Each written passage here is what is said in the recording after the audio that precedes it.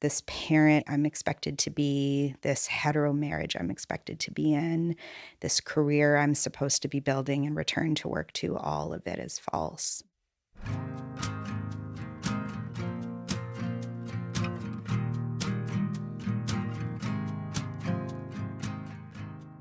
Welcome to A Success of Our Own. A success of our own is an invitation for us to courageously define our own version of success beyond the mainstream metrics we've been told we should want, so that we can create a sustainable and joyful success that we can finally relax into. I'm your host, Natalie Ruskin. I'm a journalist with an inquiring mind, a meditation teacher seeking the divine, and a community gatherer helping others live life more inspired. This podcast offers you the opportunity to learn and grow through inspiring personal stories of transformation, ideas, and practices. As you listen to this podcast, breathe it in and let it slow you down even a bit. Trust that simply listening in this less effortful way, you'll experience a shift. You'll find that puzzle piece you've been seeking. Join me in this moment, and let's take a risk together at living a success of our own. What happens when we truly become open and willing to see the deeper truth of who we are and allow that truth to govern our choices? This radical question has been the radical path that Amanda Munday started on 5 years ago. She was striving for all the things that her traditional upbringing and type A conditioning told her she should want and do. Then, after many years of following that script, she woke up. Did everything to try to hit those metrics, right? I have a TED Talk, amazing. I wrote a book, great. I tried to get as much public love as I could to fill a lot of what was going on for me. I hit all the metrics everybody said I should meet, and I felt broken. And it was like, okay, great, now what? Exhausted, depressed, and disconnected, she knew that something had to change, and so began the process of dismantling her 1.0 version of success, allowing for Amanda to discover a deeper, more honest success that she could relax into. When I first met Amanda 5 years ago and learned more about the challenges in her life, I remember thinking, how does she sustain all of this? It seemed exhausting, and yet there was Amanda, so strong and energetic, hustling to make it all work, until it didn't work anymore, and truth was the only right next step. So what does sustainable success look like today for Amanda?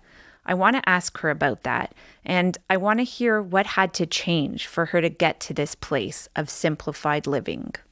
So 2017, I was working in tech in a marketing role, downtown Toronto, not far from the studio, and 2 young kids who were at the time 3 and 1. Childcare was costing me $50,000 a year. I was making $65,000 a year in marketing, so far more than I could support myself. I was married to a man in a relationship for 9 years, but we'd been together 17 since the very first day of university. And there was a lot that was broken for me. I felt like I was handling the burden of childcare. I felt like I was trying to manage my career, but at the same time, I had a partner who also worked in tech and made a lot of money, but we were very separate. And so there was a lot in my personal life at that time. Now looking back, it was clear I didn't know what to do with a lot of those feelings of loss and struggle and feeling like I was carrying the weight of a lot of things. And so I took on opening a co-working space to deal with it. Listen, let me tell you something. I am an A-type firstborn. You really are. Oldest sibling, Italian Aries firstborn. Oh, Jesus. Sorry, the Jewish girl is saying Jesus. I remember that when I first met you and I was like, holy shit, this woman, how is she doing this? Like you had Breakfast TV, which is our 24/7 news show. They were at the brand new workplace. I was doing an event that night for kind of panel talk about finding alignment. And you were literally like baby on the hip, a million people needing you at the same time. You were wearing so many hats at the same time, and you were totally able to function and have multiple conversations. And I was like, who is this force of nature? Yeah, many people call me a maniac when it comes to work. Like I hear that often. I say it jokingly, but it's also serious. Like for a long time, my coping strategy for all stress is work. And I think there's no better evidence or manifestation of how much stress my life is under than how successful my career is. Interesting. Because I'll put everything I have into work to avoid large feelings of discomfort, to avoid feelings of inadequacy, to avoid all those, archetypes that the personality that I has. I drill it all into work. I mean, I launched the Workaround, which is a huge brick and mortar space, and got a book deal and wrote the book deal about a memoir about postpartum depression, which is a whole other piece of my life around being committed to a psychiatric ward when my daughter was 9 days old. Yeah. But it was all connected, right? Like it's all been connected. I started to write this story about postpartum depression. I felt like there wasn't enough conversations about what it's like to be ambitious and professional and driven and struggle with postpartum depression and then try to return to a tech company. And at the same time, I was carrying childcare. And oh, by the way, why is this so hard? I feel like we need to take a moment and take an inhale, exhale, just because I remember when I met you, I was going through my own, not to make this all about me, but I do want to be vulnerable and share that I had done so much stripping away of the busyness, the working, my own shtick around the overachieving. And then I was seeing you and I was like, how does she do that and seem not anxious and present? But for you at the time, that was your coping strategy, like you said. And then it wasn't anymore. What changed for you? If I could put it succinctly, because, I'm conscious that a marriage doesn't just fall apart overnight, right? But for the sake of not unpacking all of the things that went into it, I would say what the Workaround did for me was show me what I can do on my own and what I'm capable of doing. And it was, and still is, the best proof I have that I can take care of myself, that I can face trauma and make my own money, that I can overcome really difficult scenarios and build a container for my kids and I, build a space that is welcoming and okay, and that I don't need a partner, I don't need a marriage that isn't serving me. And even more so to recognize that I'm not straight, that I'm queer, that I have always been queer, and that I didn't know how to navigate coming out as queer and talking about that part of my identity when I had been in a marriage for so long. It's almost like the triage of like marriage, coming out. What was the order of affairs for you to get to that place of what I hear is truth? My daughter's 9, so there's a lot of numerology things in my life and significance. That she's 9. She just turned 9 a couple weeks ago. When she was 9 days old, I was committed to Mount Sinai Hospital in Toronto with postpartum psychosis. There's debates about whether it was psychosis or depression, but I had a psychological breakdown. I was alone. I mean, I was in the psych ward alone for 18 days, but I was alone through all of it. And after I got home, I realized there was no foundation here. There was no support. I'm living a lie. This parent who I'm expected to be, this hetero marriage I'm expected to be in, this career I'm supposed to be building and return to work to, all of it is false.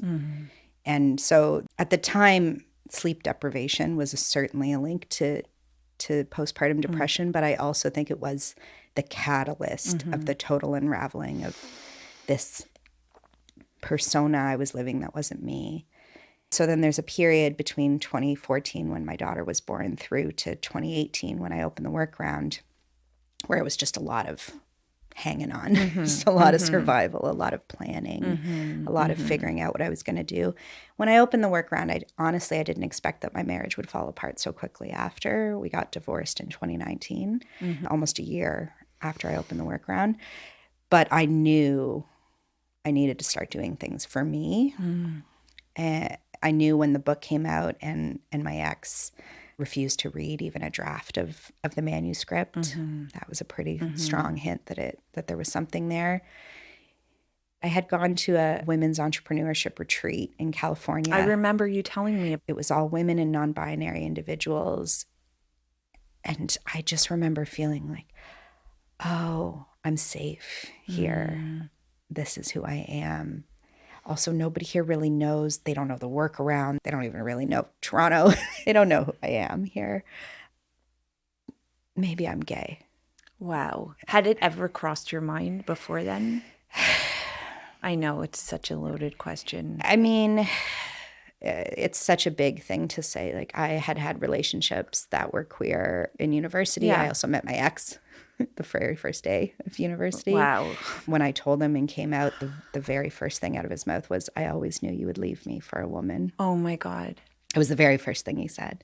So, holy shit. Do we know? Did I know? He knew. He knew. Apparently. Right. How do you navigate a 16-year marriage where both people know that they're lying?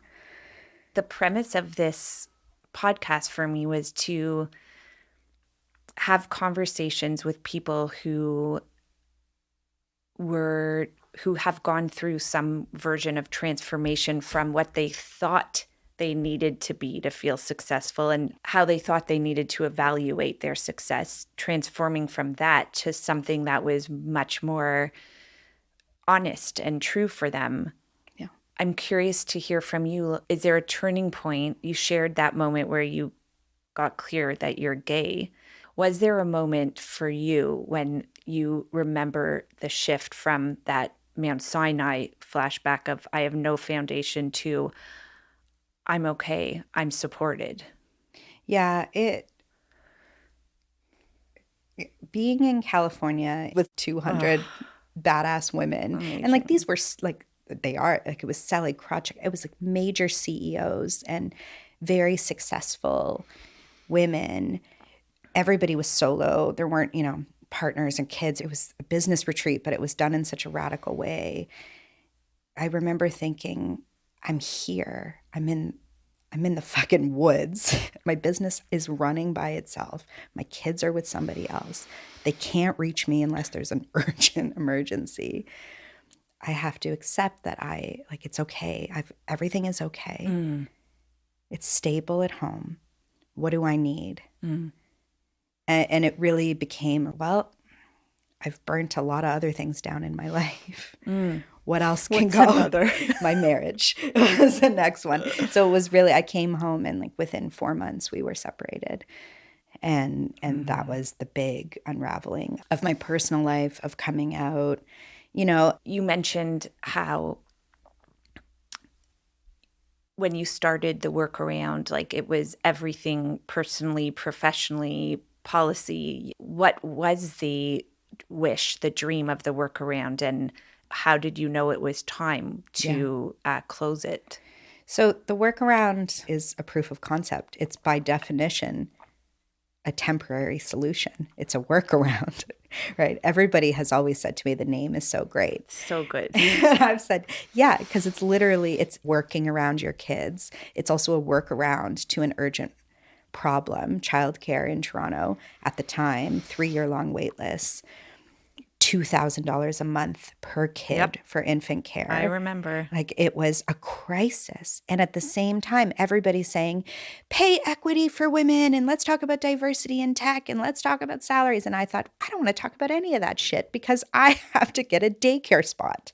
And it's going to be 3 years from now. And so guess what? I'm going to have to leave my career and stay home with these children because I don't know how else to navigate any of that. So the workaround was really, I built it to say, look, there's another way. If parents are on site, I don't need a childcare license, which also is a workaround to the Childcare Act. But I built it to say kids and parents can coexist. Not in the same room. Everybody jokes there was a physical daycare attached to it. It was separate. The workspace was intended to be quiet. There was a hammock. There was nursing suites. There's professional meeting spaces. It was flexible, part-time, hourly childcare. But guess what? We outgrew it. I advocated at a national level for childcare policy. COVID disrupted all of what we knew. This facade, kind of like if I had to put it all together, like this facade of this marriage and this heteronormative like mindset that I was stuck in, that there was only one way to be successful and go forward in a marriage. I think we're also, for a long time, we're really stuck on there's only one way for women to work or be home with your kids and put them in this one type of childcare solution. And I just wanted to say, absolutely not. There's something else. We can just bring kids to the office when we need to. Except in COVID, that model wasn't possible. It imploded in COVID. And I got through that. And we came out the other side of COVID. And what we got from COVID was national, federal childcare policy, $10 a day childcare with bilateral agreements with all of the provinces and territories. That effectively put me out of business. What's the term? Not poetic justice, but there's a real... there's an irony, and it's poetic altogether. I see it. It's beautiful. Like, for me, the workaround was critical to my own success and my own foundation, and it's going to close now. And now millions of Canadians across the country have childcare. And if the workaround even had a tiny little percentage of influence on changing policy, not just because the actual space, but because I was in the media all through COVID screaming. I had, we had Jagmeet Singh, we had Mary Ng, we had federal policy makers in the physical space saying, this is really innovative. This is a really great idea. And, I lobbied hard for change and I got it. And now it's time to wrap up that work. You're amazing. I just have to say that right now. Like, I'm just like, holy shit, what a force. What a force. And as I said to you when you walked in, like, I was like, you look amazing. Like, you totally, like, your haircut. It's like when somebody is in their own skin, you found your home, like, inside of you. And it's immediately kind of palpable. It's helpful because I feel such grief and sadness about it closing. And so I feel like I'm walking through the city with this like fog of grief. But at the same time, like, I'm so proud of what it did.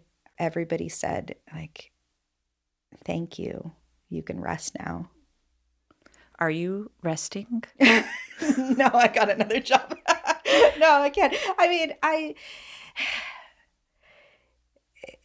when the physical space closes in September and I don't have to be, the last thing I do at night is check to make sure that it wasn't broken into or there wasn't a flood and there's enough money for payroll tomorrow. Is Hydro going to be shut off today, or can I call them and negotiate another 5 days before they shut it down? Like, just alleviating that stress alone, that will help me a lot to move forward. I want to talk to you about the kind of elephant in the room, which is the success and achievement piece. So first of all, what's changed in terms of your own definition of success? What are the metrics that you're using to evaluate your success, and how have they changed since when you left that tech job? I would be lying if I said I didn't believe the workaround was going to be this, major success with hundreds of locations in this franchise where I would vision board myself on the cover of Fast Company as the woman who revolutionized childcare. Like listen, A-type. Aspirational goals. It's We all big, need them. right? Like I quit thinking I'm making $65K in marketing. I'm trying to get on track to be CMO, but if I can earn $10,000 a month net profit at this job tomorrow, I instantly doubled my salary.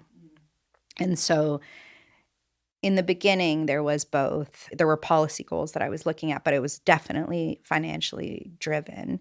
And now it's so interesting because I haven't taken a salary since October.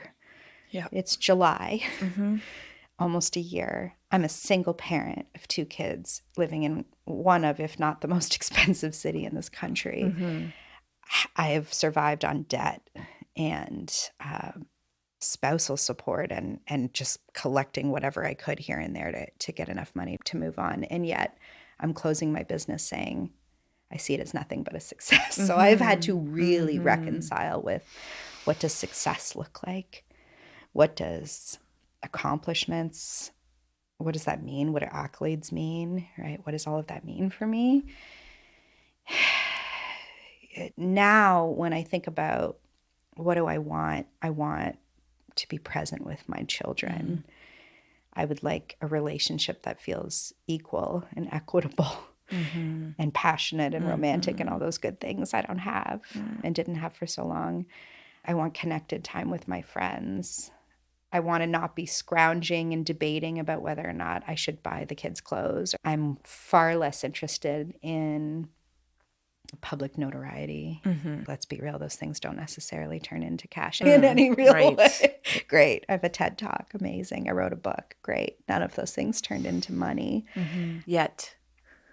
I did everything to try to hit those metrics, right? I tried to get as much public love as I could to fill a lot of what was going on for me. It's so refreshing to hear you talk about this, because anyone who is trying to get some kind of attention for their brand, for their solopreneur work, etc., that's the model we're told, is to get that word out there. And there's a limit to what it can bring back to us. And it can be this hungry, kind of insatiable beast. Yes. It's, the top 40 under 40s, the awards. I forever had TED on my vision boards. Forever. It was like, I'll be a TED speaker, then I'll know I made it. I'll be a best-selling author, then I'll know, right? The media they'll call me instead of pitching. They do call you. I know they did. They called 40 minutes after I announced the business was closing. So what? I'm still going home and feeling isolated and alone. And so great. I went and sought all that external validation. I hit all the metrics everybody said I should meet. I'm broke. And I felt broken. And it was like, okay, great. Now what? I'm going to have to actually look at what I need in my life. I need to be free. I need to be willing to say who I am, even if that dissolves relationships. And it has dissolved a lot of relationships, not just my marriage.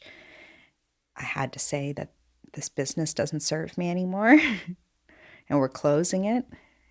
I have to find other ways to be at peace with what's healthy and good for me. There's something sobering about the picture you're painting of this current moment for you.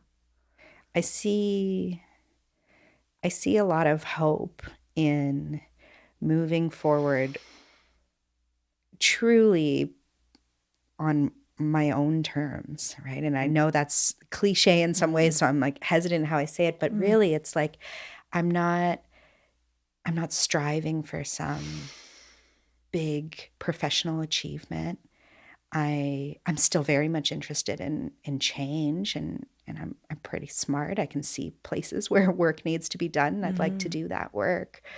I'd also just like to move through the day without a whole bunch of drama and stress and trauma and pulling for love and for affection and for validation. It's like all of that has to go. What's the opposite of pulling for you now? To me, it's much more about stillness. and present, right? It's like, I don't need to control all elements of my life. A lot of it is settled now. I'm not going to bed thinking, I'm so angry he didn't, put the dishes away again. He doesn't love me. And I'm carrying this years of resentment. And I can't believe my boss wouldn't give me the promotion. And, all of these things that you carry that made me sick. They caused a psychological breakdown in me. Like, well, how much more evidence do you need that I was on the wrong path? What do your limits look like now in terms of your well-being so that you're not getting into that pulling place where you are losing your center? It's a good question because there's a lot happening always. And I still have 2 young kids, and now I don't have a partner who I parent them with. So it's a lot of solo time. To me, you have to have non-negotiables. And my non-negotiables are sleep. Like, I really need to sleep. And it means I have to think about all the things I need to sleep. It doesn't mean drink a bottle of wine and stay up till 1 a.m. That's not going to serve sleep. It means reading at night. It means trying to make sure I've allowed some space after the kids have gone to bed where I have some quiet. Like, sleep to me is a foundation of all the things I do. So back out my whole day in terms of how do I make sure I can sleep? How do I move my body in a way that feels good? Again, so my body can rest at night.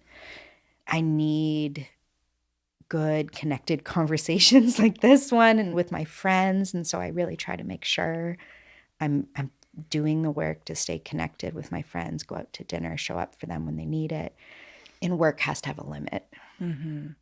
Speaking of work, you have work now that has a limit. Can you speak to what that is? It's not very public, but it's coming out in the world slowly as I navigate from one to the other. But I've taken on an executive director job of a national nonprofit that works on get out the vote for youth and first-time voters. To me, it's a beautiful opportunity to look at change at a national level. Like, great, childcare was one thing I did. A brick and mortar space was one thing. But what happens when we enable the agency of millions of young people across this country to vote? It's good work. It's rewarding work. It also stops at 5. It's also not my company. Good. Let's be real. The money comes in every 2 weeks. It's so good. I get a paycheck. I said to a friend of mine about a month ago, I said, so I got paid at the beginning of the month and all my bills are paid. And even that was revolutionary, right? Like rent and utilities and groceries. And there's money to take the kids somewhere. And by somewhere, I mean like out for ice cream. Yeah. So, not just the same park with the same slides that you're like, Lord, help me right now. Right. It's like, guess what? We could go to Sky Zone. Big day. So I've stripped a lot of that because I've been in such a scarcity place for 6 years. We glorify entrepreneurship, and you could have a whole other podcast, I'm sure, about this, but this hustle and grit and bear it for the sake of some big goal, it ate away at me. It's also not really financially lucrative unless you hit some great sell-off jackpot that is very rare. We glorify the people who sell their companies and have a successful exit, but I would love to see the metrics of every time you see somebody got funding or somebody sold their company, I'd love to see something that says this is the 0.1% of all the companies in the country who have recently closed, or all the small businesses who can't get out of their leases because they're personally guaranteed for 10 years or 15 years. And so the baker who put everything in it and can't leave. Like, those are real struggles. I have a big question and I'd love your take on it. It's something that I've been observing since 20 plus years ago when I was working at the CBC and people were eating their lunch at their desks in this fluorescently lit, almost windowless feeling space and not moving their bodies. And there was that hustle in this kind of corporate world. I see it in other sectors and industries, like whether it's in law or medicine for sure. And there's something that is askew here. On the one hand, we're choosing to live in these urban centers with these high rents and So we are voting in a way by choosing to live here as opposed to going somewhere less costly and not wanting to be consumers, etc. On the other hand, what about quality of life and how much we're giving of ourselves to our work, which in some ways we perpetuate. It's like, oh my God, I know how cliche this sounds, but it's like, I'm so busy, the emails, I can't keep track. And we end up on our socials at night and the distractions. It's quite something. And then there's this idea of we've got to sustain this economy. This is the life based on some industrial age of what, like, we're still kind of operating from this model that came out of an industrial age. From your perspective, like, what is this and what needs to shift? Because your new role is about the young vote, the millennials and younger. And we're seeing the millennials are coming into the workplace and they're like, no hustle, no thank you. I don't need that status. I just want personal development. I want time to go traveling. I want to do stuff that has an impact. Okay, but that's not going to get the results that these workplaces want, or so they feel. It's such a big, it's like the answer is like, fuck you, capitalism, right? Like capitalism. But also at a macro level, you know, I can relate it to my own personal experience with divorce. Before you get divorced, there's this imploding that happens, right? It's like everything gets really bad, really, really bad. And then it gets too bad and intolerable and it breaks apart. And I really see that we're in a moment like that right now with work where, you know, there were older generations that you were in the same job for 20 years, which had psychological safety and stability with it. In community. Community, you're not hustling. It's like you show up to your job and then you clock out and you go home and you be with your family. I can remember my father always saying to me, like, strive for 8-8-8, Amanda. 8 hours of work, 8 hours of play, 8 hours of sleep. And I would always say, like, where's the 8 play, Dad?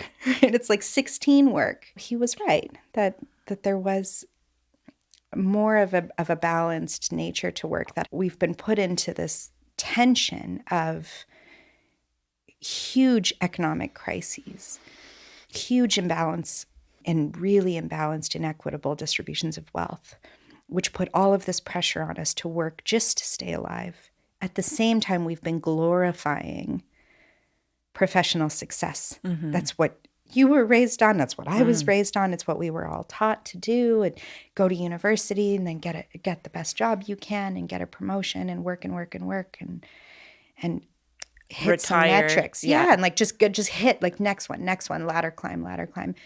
And what I'm seeing now, and when I talk to young people, I see it with my employees at the workaround, and I see it now in my new team and all the young people we talk to. It's like, this doesn't serve me anymore. This is much too hard. The benefits are in no way outweighing the costs.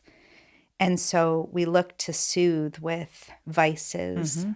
We throw what little money we have into self-care, air quotes, you know, and therapy and anything we can do to try to heal.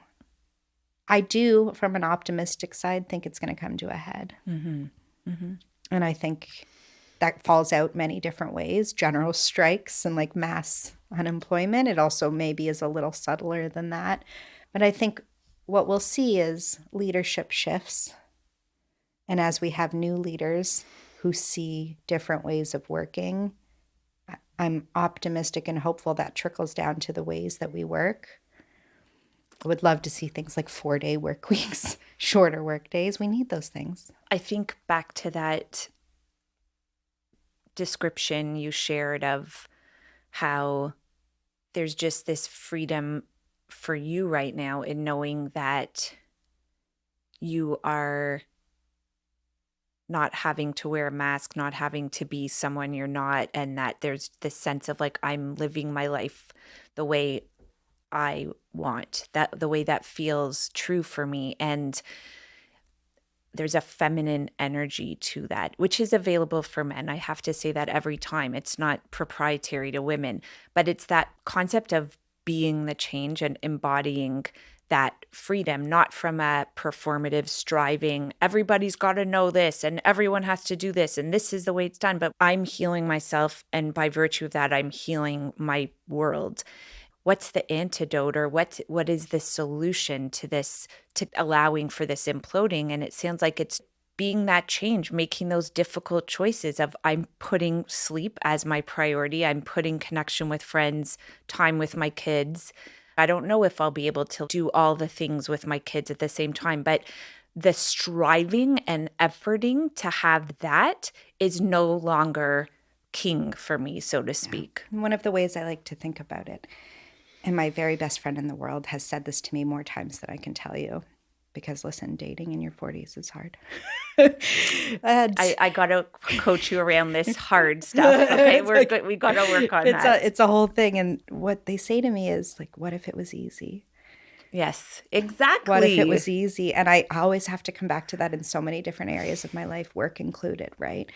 And I think what if the world was led with people who are leading authentically and with agency, and people's definition of agency and how they move through the world are different for each one of those, right? Some people need to leave their marriages if that's what needs to happen.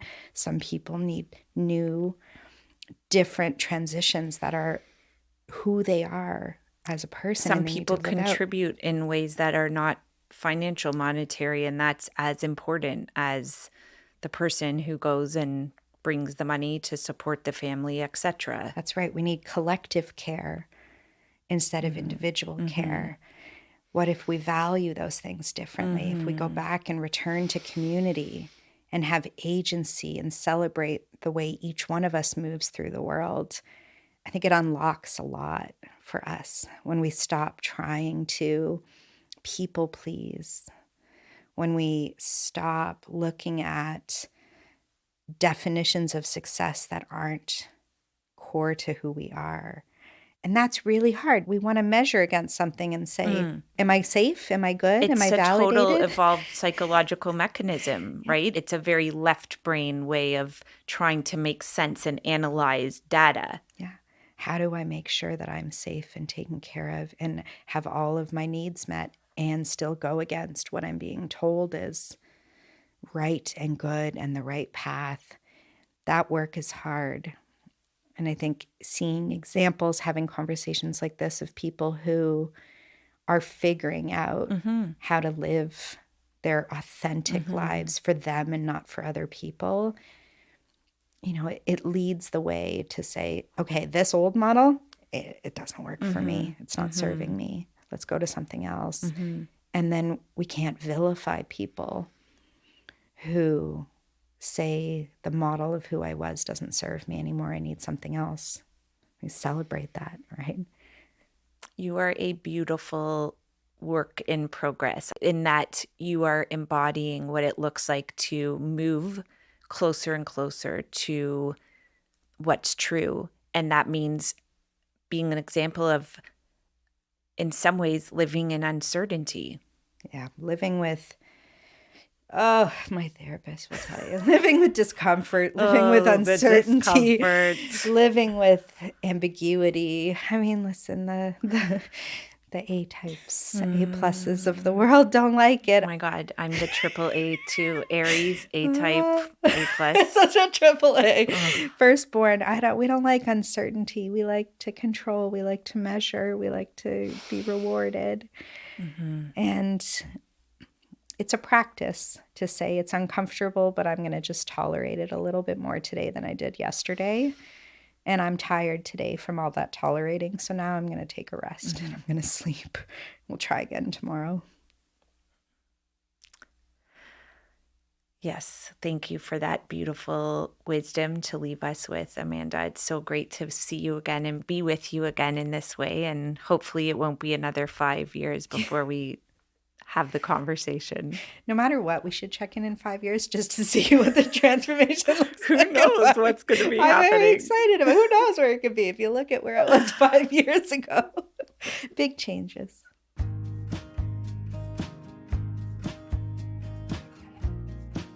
Okay, so you've heard the conversation. Now what?